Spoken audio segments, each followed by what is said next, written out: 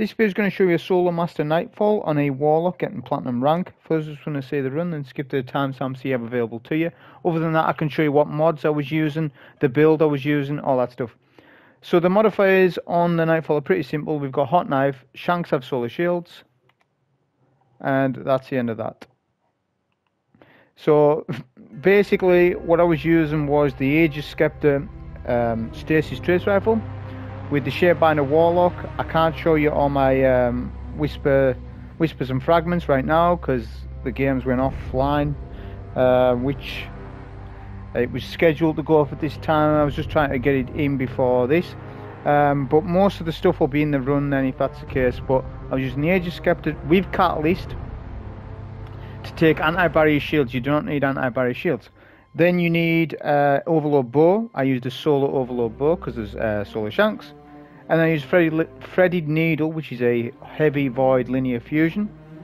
Then on my build I used the Battle Harmony exotic chestplate with a high energy fire charge of light build with ammo scavengers.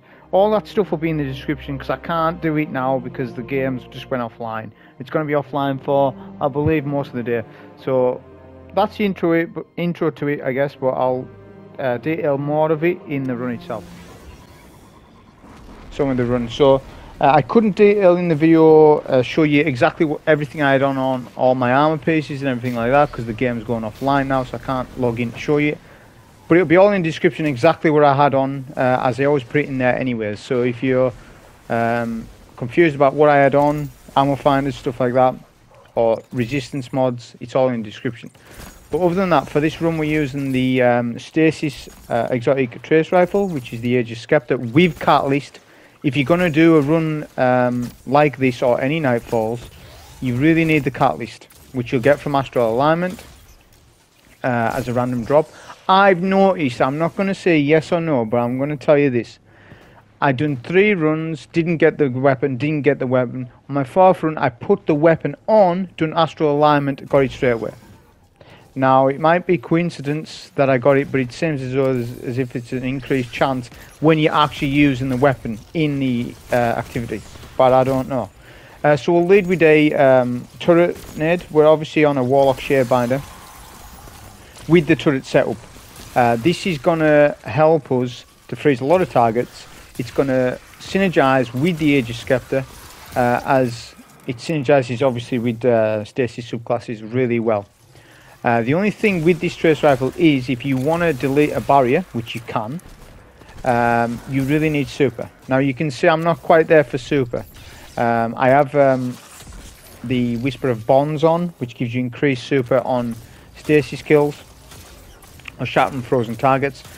For this first barrier you're going to have to rely on your turret nade. Now the key to it is this: kill all adds so that the turret nade focuses the barrier, then you can melt the barrier with your linear. I have particle deconstruction on as well, of course, but that way you can melt him and we're not having to rely on the AGER'S SCEPTER at the moment because we haven't quite got our super, but we're very close. My stat distribution was low on intellect. You really don't need to have high intellect on this setup because we're using the Battle Harmony exotic that gives us increased super on a energy weapon that matches our subclass, which Stasis matches. The Stasis the Stasis trace matches Shadebinder, of course. So we're going to get increased super with that. It's stacking with Whisper of Bonds, and then you're just going to always have your super. Now the way you play with this weapon, I've played with it quite a bit. You've really got to burst fire it. That doesn't mean consuming your whole super, because how it works is you can only activate the perk when you have a full super, but you can consume half, quarter, full, whatever you like, but it takes a quarter of energy to take a barrier. So you're going to see me do that in a minute. The barrier knight is pushed to where all the wizards are, so you'll see me do that. Whisper of Bonds will offset it as well, because when you get a kill on the barrier you'll get some super energy back. It ends up being really good. You don't use your super much, but this setup isn't for using your super. It's to allow that you don't use barrier, because obviously Stasis affects barriers really well. And when it's super beamed, when it's supercharged, it just keeps freezing the target over and over. When it's not supercharged, you can't take out a Barrier Knight. You must have the super beam active. So you've got to know when the barriers come. Certain Nightfalls have more barriers than others. If there's a ton of barriers to take, this isn't your best choice. Okay? If there's more overloads than barriers, like there is in this one, then AGER'S SCEPTER is a really good choice, because you're only using it on a handful of barriers. Let's be honest, there's not a lot in this. It's more overloads. The Trace Rifle isn't good on overloads. Don't be using it on overloads, as they'll just continually regen. On Master, on Legend, yeah, you can melt them down. Adept, Hero, yeah, you can melt them down on lower difficulties. On Master and Grandmaster difficulties, you won't be able to. You'll need to overload them. Okay, maybe you could do a bit of burst damage with it, but it would be a waste. So it's a waste on overloads, in my opinion. It's really meant for barriers. So we've got one arc shield up with a overload left on this encounter. We have a solar bone because there's hot knife on, which is increased. It's solar shields for shanks. So this overload did teleport on me. I must not have had overload shot procced properly. Make sure you always do.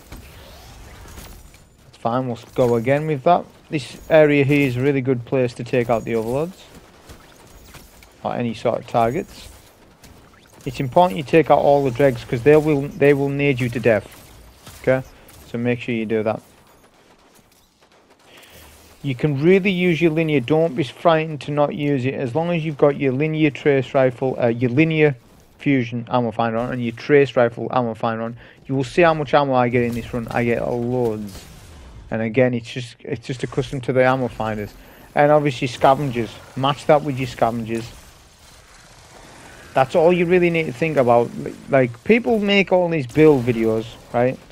They make all these build videos saying, look at this, look at that, but do they really work?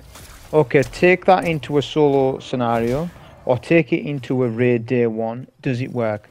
The answer is probably not, because it's too niche.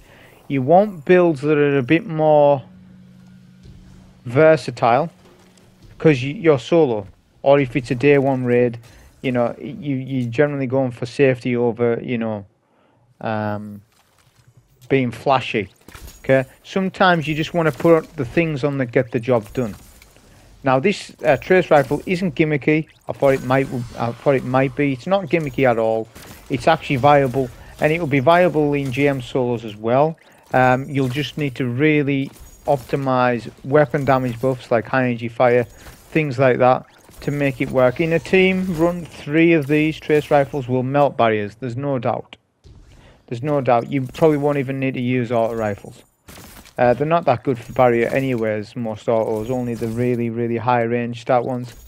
So you can see I'm fighting from the this side of the map. This is the best part of the map to take ads, as it's just the safest. We're on phase 1 here. There's a arc captain at the very back of the room, and a lot of dregs to my right. I'll do a turret nade for that, and then synergize with the trace. I've got Whisper of Rending as well on, which gives increased damage to kinetic weapons. This is a kinetic weapon. I haven't tested to see if that works or not, but it should do what it says on the tin. It should work. There's no reason that it shouldn't. So I've got that on. I've got Whisper of Bonds on. I've got Whisper of Torment on, which gives us increased great energy when I take damage. On the gauntlets, I have Grenade Kickstart. That just assists us with nades. And as I said, I can still run the turret build, and I don't need to use the Eye of Another World exotic. I see a lot of people using that. You really don't need to use that helmet unless your stats are really bad, unless you've got bad stat distributions like tier 5 recovery, tier 6 discipline. Then that Eye of Another World will really help you. But if you're somebody who has really good armor, like I don't have the best armor. Obviously I haven't got like triple 100 stats and things like that, but I generally have double 100 stats on armor. So I have max recovery, I believe, no, max discipline definitely, and high recovery. That's good enough for me, so I can use the battle harmony. It lends yourself to using it anyways, because you're gonna get to use its perk more often with this chest plate. Whereas if you don't have it on, you're just gonna get less super. I activate the perk here. I'm waiting for that barrier, if you see, so I can spawn kill the barrier. As you see, it took approximately a quarter of my super, and then as soon as the barrier was killed, I got super back. So it's like costing me 15% super in total. For melting down a barrier, that ratio of goodness is good, like in terms of what it's doing. So I'm, you know, saying, right, he's a quarter of my super, the barrier's dead with the trace. That's really good in my opinion, and it holds around 400 ammo with no reserves. You don't really want to use reserves anyways, because they're located in the chest plate, and that's the same slot as resistance mods, and you really need to be using resistance mods at all times, no matter what you're doing really, unless you're just doing strikes. If you're just doing strikes, you're just doing gambit even, you really don't need the resistance too much. But in things like this, because the modifier is incoming arc, put on double arc. You could put arc concussive on because splash damage is increased, but there's not a whole lot of a reason to do that. I would just suggest put on double arc, as the vandals, dregs, they can throw nades, their arc bolts go around corners. That's your danger. You need to associate your resistance with the biggest danger to you, and the biggest danger to you is that those arc attacks. The snipers, you know, they deal a lot of damage to you. So now you notice we haven't got arc. We've got no weapon to deal with arc shields, so this is where the Aegis Scepter will come in. We'll use that to take down arc shields. Now the Aegis Scepter does have a sort of range drop off, kind of.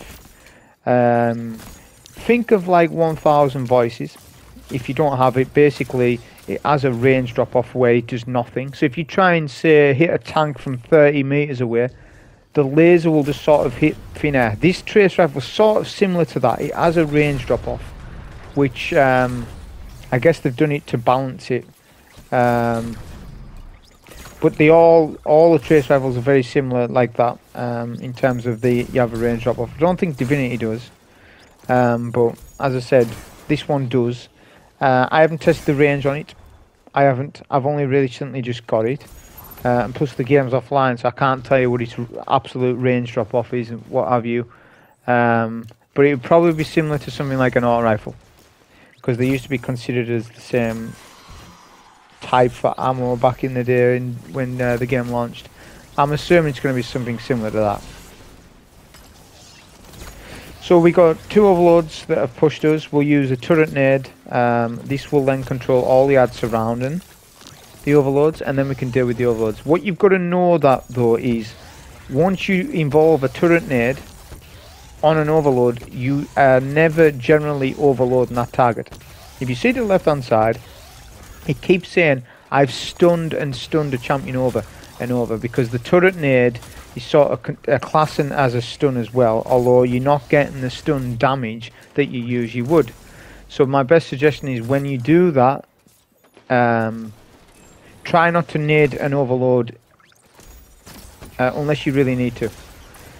You're best off taking the overloads where there's no turret nade, because you can see on my second attempt on this overload, he gets melted down. If you have naded a champion, you can either wait till that nade ends or just keep using your bow.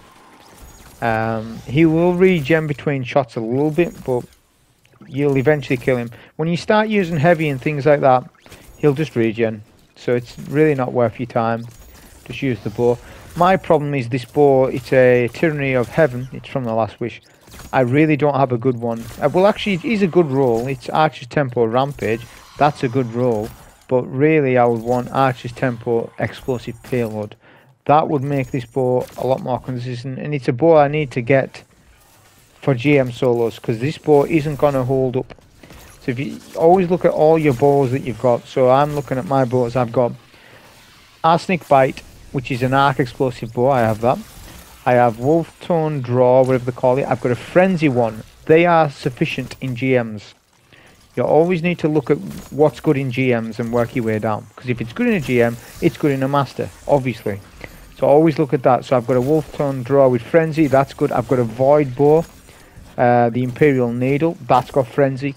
That is viable on to overload champions. So I've got all good bows apart from solar. I have no good solar, like a proper really good solar bow. Once phase 3 is done, you can just retreat, pick up all ammo. Do you see all the ammo on the floor there? A lot of those are ammo finder bricks, because the ammo finder bricks glow brighter than a standard brick. You remove all those ammo finder bricks, I haven't got a lot of heavy there. I haven't got a lot of ammo. So this is where, as I said, you must put the ammo finders on. I really don't care. It really makes me cringe a little bit when people like say, oh, you need to put dynamo on. You really don't. Why? Why do we need the dynamo? We don't need the dynamo, okay? Because we've got the full build. If I'm doing something that's not so intensive for champs, then sure, you know, I'm gonna put on dynamo, your ashes to assets. Maybe like in Presage or even Prophecy, yeah, I'm gonna start putting on those super regen perks. But in Nightfalls, your ammo is so important. You don't have the ammo, you fail. You need to get mercy ammo. You need to. You then lose time. So what would I rather do? Lose time or put on dynamo? What would I rather do? Have ammo or have dynamo on and have less ammo? I'd rather have ammo any day, because that makes us fail a run. Okay, or can do. If I don't have dynamo on, it just means my super is going to be 10-15 seconds less than what it will be with dynamo. Okay, and that's why I don't use those types of perks in Nightfalls, and that's the reason. We use the AGER'S SCEPTER there to melt down the barrier. You obviously want to melt him down. Do it in a healing though, because there's a lot of ads there surrounding the barrier. Chances are they're tethered as well, so just do a healing for sure. Then you want to eliminate any more fallen. There's fallen to your left, and there's fallen obviously snipers mainly. Before you activate this area, so what do I mean by activating? I mean when you spawn in the tank, the brigs, and all extra ads. Before you do any of that stuff, take the ads to your left. Then you want to optimize some of the snipers right in front of you, because these snipers are going to get in your way a little bit. They're going to snipe at you when you don't want them to. Okay. Whereas if you can see that building to my left, that has a lot of cover from the tank, the snipers where the tank is, and all those aren't as important right now. But what's important right now is getting the snipers that are in our immediate attention. Now we've spawned in the tank. Did you see you go to a certain, let's call it a line. Once you go past that line, you spawn in the stuff. Now, I like to take the left side brig first, just because I feel as though it's safe. It's really super safe on the left hand side. If this was on Grandmaster, and I've done the Grandmaster solo on this, I would go left. I would start with left. It's just really super safe. It's not like, it's safe from the tank. That's the biggest threat really. As you can outstrafe everything else, whereas say if you're on the right hand side and you're dealing with an overload, and next thing you know, the tank just beams you, one-shots you, that's it, you're over, you're finished. So to avoid that, go left hand side and start dealing with things from there. What I'm doing as well is I'm roping an overload captain, sorry, an overload champion to this side. Eventually he will come over. Which is ideal to take him from here. Because the brig, because obviously the overload captain is close to the brig on the right hand side, but if you stand on the left, eventually the overload comes to the left, which is great. It means we can take him out comfortably from here. I would save some linear, because you're going to want 15-16 shots for linear. Don't use too much. It all depends on what ammo you're getting. So you will get the ammo drops, but that ammo, it's going to be tough to get it right at this minute in time. And the idea is that we want to melt the tank in one phase. That alleviates a lot of back and forth. You do a bit of damage to the tank, you get sniped, you retreat, and then you do a bit more damage, then you take a champion, then you take a brick. Rather than doing it all like that, do it where you're doing it just in one go. But don't engage with the tank until you're sort of ready for that. Obviously do turret nades, it helps on the brigs. It freezes them into place. Then the AGER'S SCEPTER can do increased damage. This is without, that's really good damage right there. Even without me activating its perk. These brigs are tanky, very tanky these. So the amount of damage you can do, you're just going to see now. I'm going to do it. So to me it looks like it is working with the Whisper of Rending. Now we'll activate the perk, melt down the brig. because we want to save the linear really. Let's optimize special ammo because the trace isn't going to really be effective for me on the tank. It's too far away. We'll go for a back leg. If you can get a back leg, obviously there's 3 legs on each side. If you can get one of the back legs, that's ideal. And then try and get some crit shots in the middle of the tank. And then we're going to save these 5 shots to break one more leg. Now we'll go for a front leg. It's ideal. 3 shots to break. Particle deconstruction obviously massively helps with that. And then the tank's dealt with. Great. We've run out of heavy, but that's fine. We don't really need the heavy for a bit. We do need some ammo, obviously. We're going to need some for the boss. But for right now, everything else can be dealt with the trace and the bow. So we're going to deal with an Overlord Captain here. If you really take your time with them, they're less likely to stray. They're more than likely just going to stand there. Whereas if you maybe mistime your bow shots or you start using your trace and not focusing on the bow itself, then he may teleport to mid and then he's out of your view and you've wasted time. So just take your time with the overloads. Make sure Overload shot is procced. Just wait for that ting on your bow. Every time you hear that audio cue, release. And just keep doing that. If you try to rush it, and there's an overload, like I did with the first overload I dealt with. You saw I was rushing, and then I started using a bit of heavy, and then he teleported. So try not to rush them. Watch, because there'll be skiffs above your head every now and then, which you just need to really pay attention to, because they deal arc, and splash damage is increased. So they're not only doing arc, it's a splash damage thing, because the attack is like counted as splash damage. So what we're trying to do now is we're figuring out what to do with this barrier, because the barrier is the next immediate thing we need to melt. We've got plenty of ammo, we're full on the AGER'S SCEPTER, so we're going to use it, but we're really going to need a healing. So I was just checking to see if this barrier was wanting to teleport. He did, but eventually I froze him. Servers were kind of iffy because this was just before the servers shut down, so you might see things that look a little weird. That was the barrier melted. That's great. That means there's going to be no adds tethered. We can do a turret nade and we can really go to town with clearing these adds. I wanted to retreat there because the overload pushed and I had no healing rift. I was just frightened that I would get naded or something, so I pushed back. We've got a bow, you can do that. You really don't need to play too close. There's an arc shield, there's 1 or 2 up there I believe. If it's ever frozen, just take the time. Like if you can melt it down, melt the captains down, because they do get in the way of the arc shields.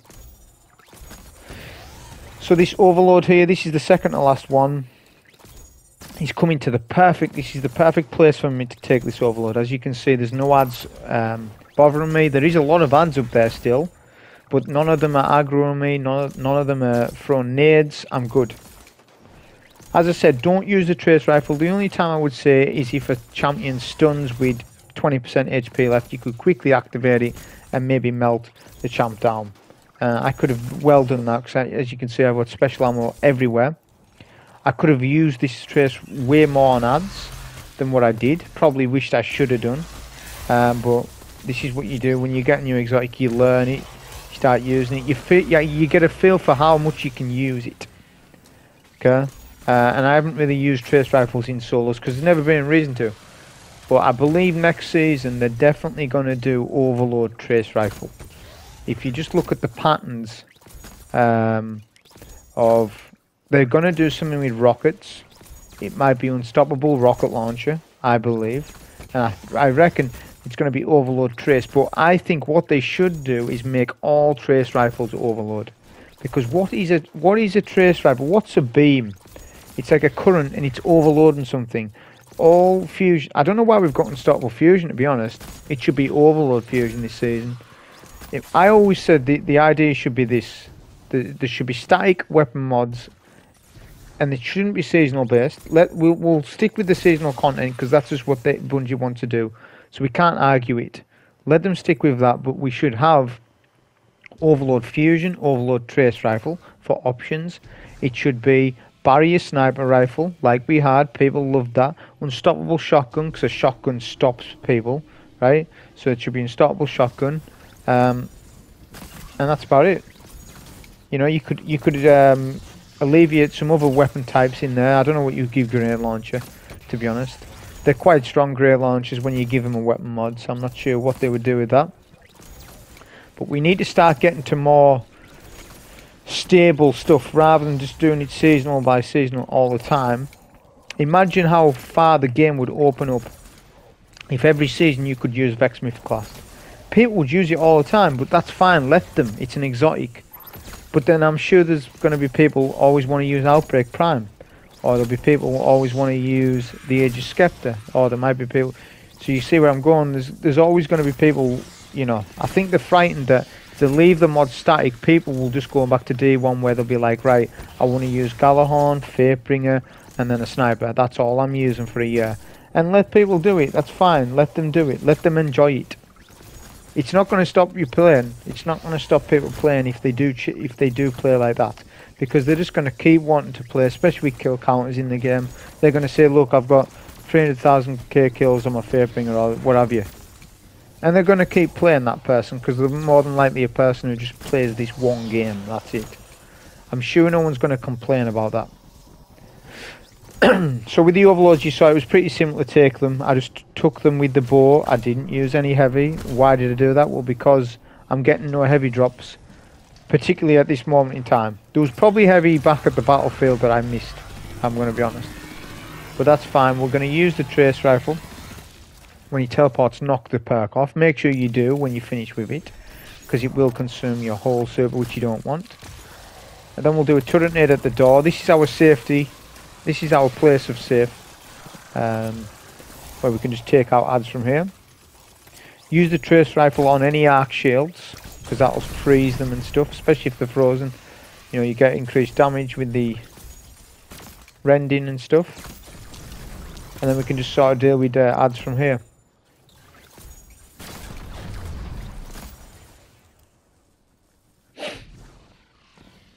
I wasn't sure if the boss was weak enough where he had servitors, which I don't think he was.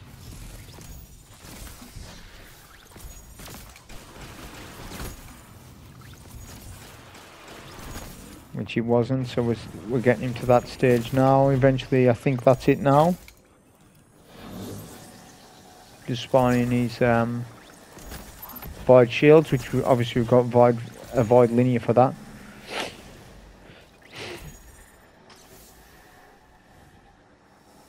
Now we can come back up into this for the second phase, and it's the same again. We're just fighting from here. It's pretty simple, this. The difficult thing about this run, the Explorer Shanks came up into this room. The reason why that happened, by the way, is because I was downstairs checking out the boss's HP.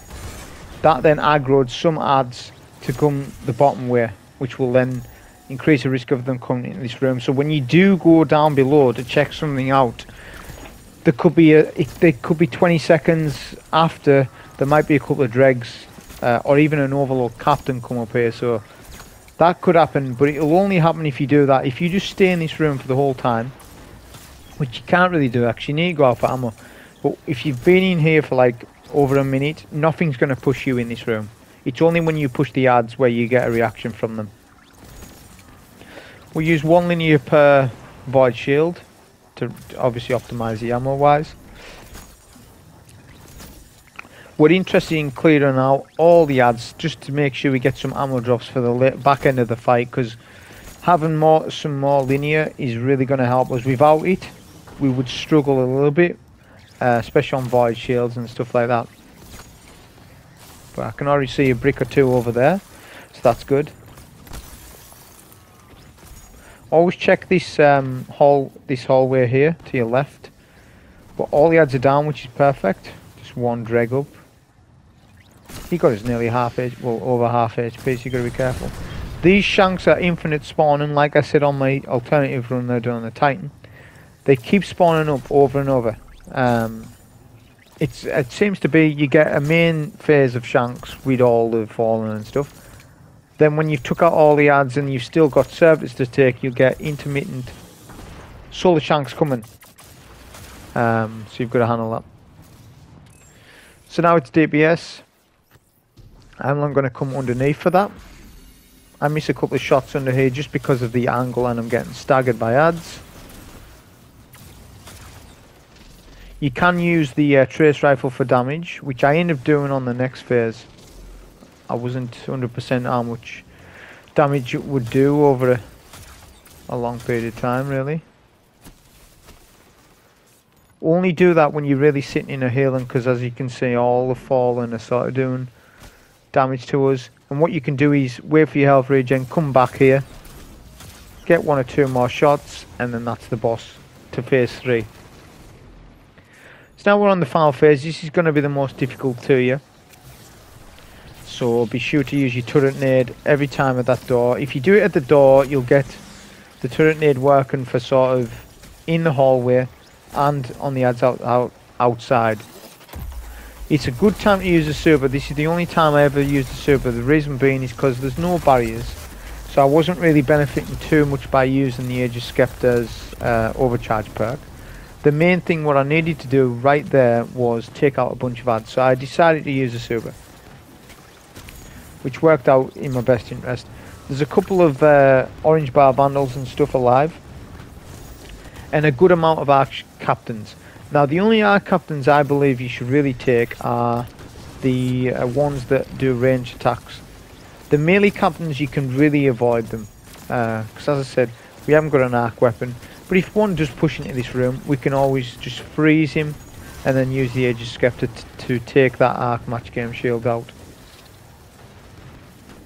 You see that you'll receive a lot of splash damage from this area, just because there's a lot of ads and things. There's a couple of ads down below.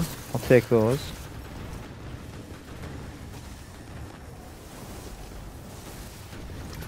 An overload pushed into this room. As I was saying, when you go down, this is what happens. See, on GM I would have been dead there. So you've really got to be careful of things like that.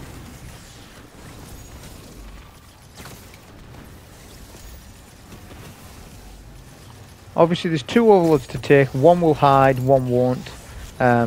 Taking the first one isn't so bad. It's the second overload.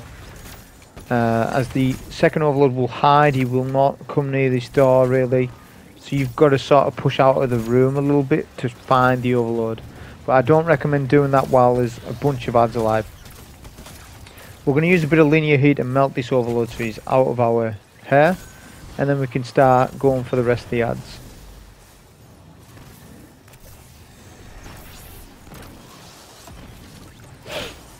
There's a couple of Invis Marauders in that hallway, a good amount of ads still.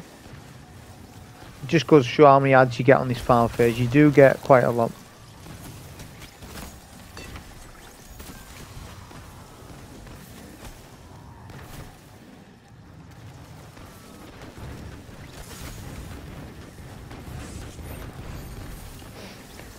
The Arc Captain, the range one, was giving me a lot of grief, I believe, which I ended up using the trace on just to get rid.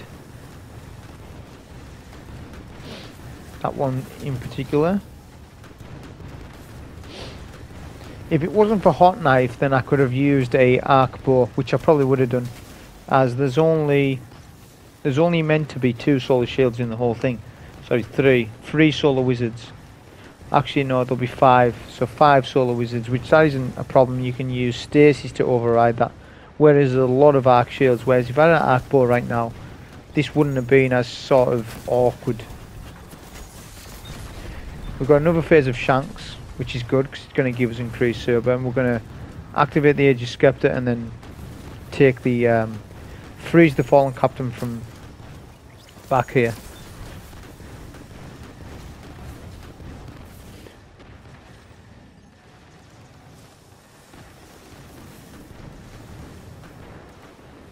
Just checking to see if there's any other good angles. Not really. I wouldn't sort of push up there.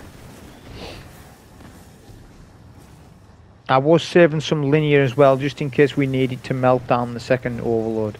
Even though it's only 3 shots, it's still a good amount to actually take a champion. So that's why I kept that. Okay, so we're going to do a healing, activate the AGER'S SCEPTER, and then take down this particular captain that's giving me grief. Takes him out comfortably. I'm happy with that. Now it's just Shanks, and we need to get some ammo. and also find out where this overload is. You can change the positioning of this particular overload if you push the overload. As you can see, he will push, but now I know there's no adds alive. There may be some shanks spawning very soon, but they're not upright yet. So we can actually strafe this overload in this hallway, which is actually a good location. It turned out to be okay. Getting finishable, and that's great. So now we just need to look for heavy. We'll take out one of the servitors. If needs be, if we didn't have heavy, we could have used the AGER'S SCEPTER just on all of the shanks, all the servitors, sorry, to take down their shield and just keep activating our perk. You can also throw a turret nade, that helps. I threw a turret nade so that they would be distracted while I go for ammo. There's some arc melee captains, but they're not threatening. Just jump over their heads. And then we've got enough ammo. We've got 9 shots, so that's enough to deal with this, with these servitors and stuff.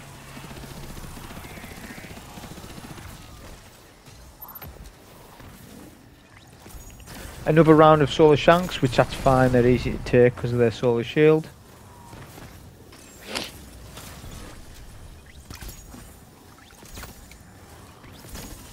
Obviously the charge of light, every time we get a shield break charge, which that's what's happening. I didn't have enough room on the build to use taken charge, but shield break charge is sufficient in this because there's that many shields, like nearly every enemy has shields, that you're always getting it. So that worked out really good.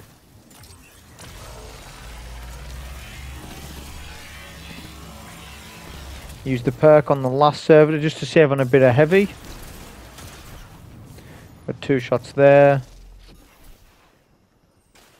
And then now we can sort of just do DPS. There'll be some waves of ads spawning, but you're not interested in killing any of them really. You don't need to take them out. Unless you want to gain super off them, then that's totally legitimate. I'm doing the same thing doing DPS from down below, which is fine in a healing. Once your healing runs out though. I could have finished the boss there, but I didn't have enough heavy to finish. So what my idea was is to finish the boss with the trace. I may as well, because this is the primary reason why I've done the video, is for the trace. So we'll use the stasis kills to get increased super. Just take a look at my super bar. It's going up really quick.